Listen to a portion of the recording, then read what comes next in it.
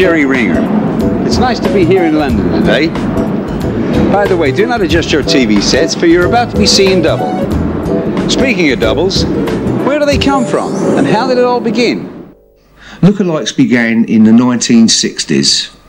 But in actual fact, the beginning of it all was in the 1940s. There was a guy called General Montgomery who commanded the British forces during the war, and they had to get a decoy for him, so they found a guy who looked exactly like him. I mean, really looked like him. And they made him into the decoy of Montgomery. Now, the war progressed and they safely got through it all, and they made a film called I Was Monty's Double. And that was your first lookalike, really, in my lifetime anyway. I wouldn't consider I looked anything like the character that I portray, if you like. And I had long hair at the time, and I had my hair cut short, and all of a sudden everyone was saying, "Oh, don't you look like so-and-so?" And I think that's a thing with most lookalikes. Most lookalikes aren't dead ringers or absolute spitting doubles of the characters they play, but they've got a certain quality. There's a certain thing about them that actually relates to that character, and then you can just build on it. You know, you've got an initial look, and you can just work on it with, whether it be with makeup or whatever, and develop into that character.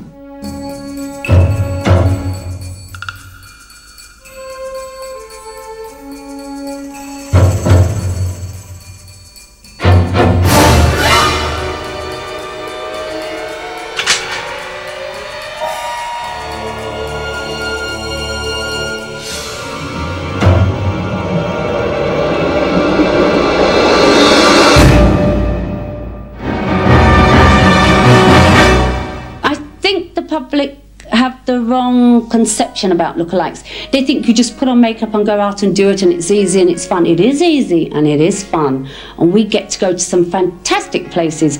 We go all over the world, and lookalikes come from all over the world. Our agencies are full of so many characters for each lookalike. I met an American actor in London, and he insisted that I joined the lookalikes because he actually knew Steve McQueen.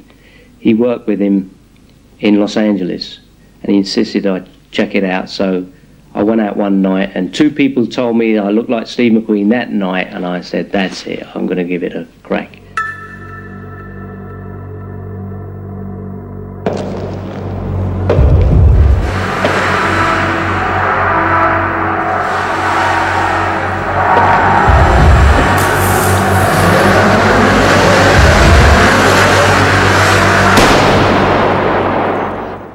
Lookalikes are people who impersonate someone famous or even infamous.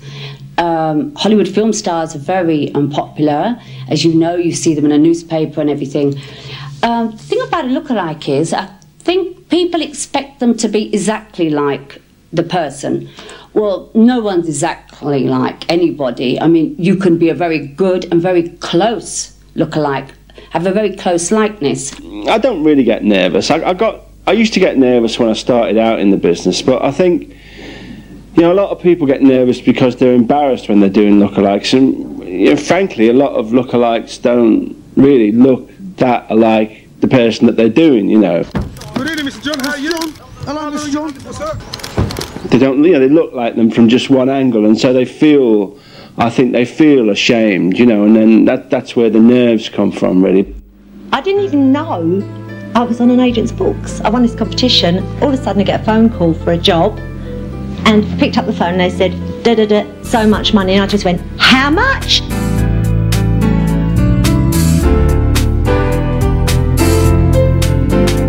I've sort of done lots of jobs. I've been in different situations where I've met lots of people, worked with the stars, you know, but they're great people. They're just like you and me in the green room. They're all normal people.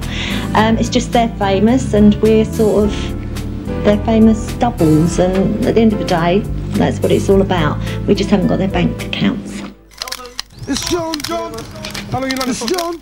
Is it John? It's John. It's John. John, is you?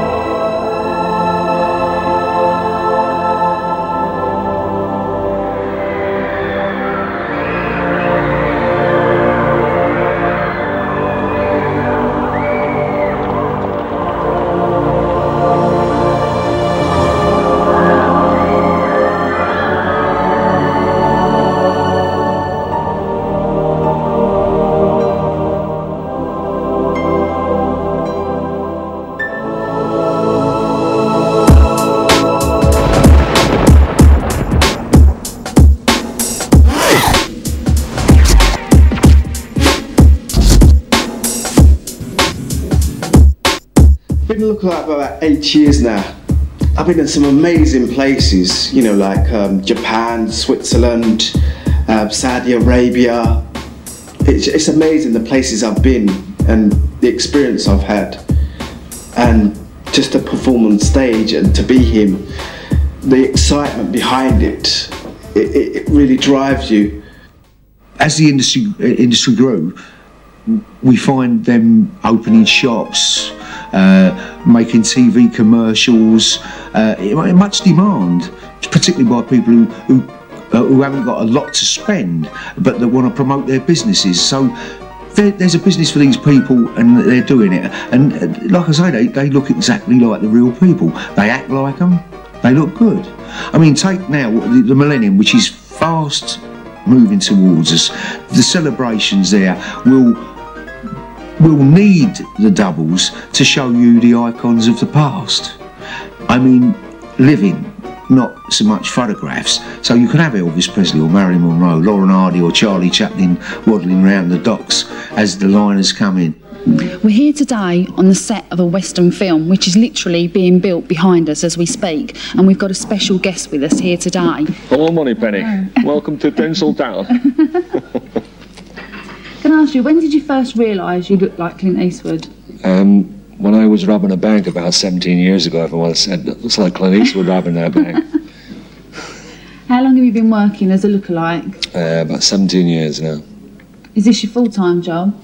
Well, not really. I'm an actor, but I suppose I do an awful lot of this, which actually pays, obviously, to subsidise the acting career, so, yeah. It's part of the full-time work. What's the most unusual thing you've been asked to do? I don't think anyone's dared to ask me to do anything unusual when you dress like this, you know. It's pretty unusual. Probably walking down the street in Las Vegas, where they had a long camera shot and I had to walk literally up the strip and dress like this, and all the cars beeping and hooting at you, so I suppose that was pretty unusual. What would you say the best part of the job is? The money. Anything for a few dollars more. I think you have to have the mannerism and the characteristics and the aura. That's what makes a good lookalike as well.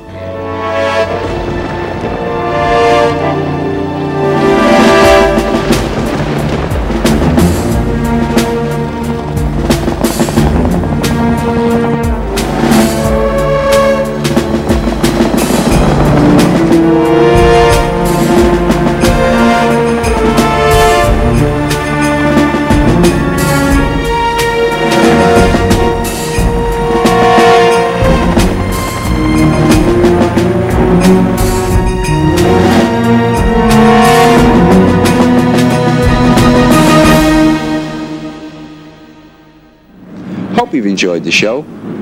Take care of yourselves.